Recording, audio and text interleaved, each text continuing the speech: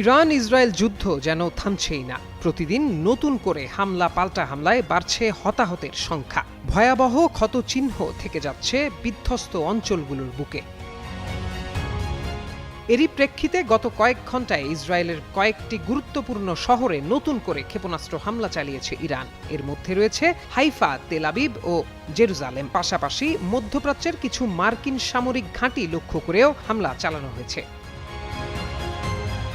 ইরানের রাষ্ট্রীয় গণমাধ্যম জানায়, যুদ্ধ শুরুর পর এটি এখন পর্যন্ত ইরানের সবচেয়ে তীব্র হামলাগুলোর একটি। এদিকে ইরানের বিপ্লবী গার্ড বাহিনী IRGCর দাবি, মঙ্গলবার রাতের হামলায় তারা খোরাম শাহর নামের ক্ষেপণাস্ত্র ব্যবহার করেছে। তারা আরও জানায়, তেল আবিবের দক্ষিণে একটি স্যাটেলাইট যোগাযোগ কেন্দ্র লক্ষ্য করে দ্বিতীয়বারের মতো ক্ষেপণাস্ত্র ছোড়া হয়েছে। এছাড়া হাইফা, পশ্চিম জেরুজালেম ও বীর ইয়াকুব এলাকার সামরিক স্থাপনাও হামলার লক্ষ্য ছিল বলে দাবি করেছে সংস্থাটি।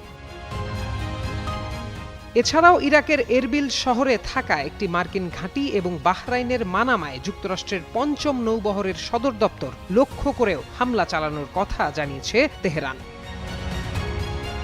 অন্যদিকে তেল আবিব জানায়, তারা ইরান থেকে ছোড়া ক্ষেপণাস্ত্র শনাক্ত করেছে। পরিস্থিতি নিয়ন্ত্রণে থাকায় নাগরিকদের আশ্রয়কেন্দ্র থেকে বের হওয়ার অনুমতি দেওয়া হয়েছে।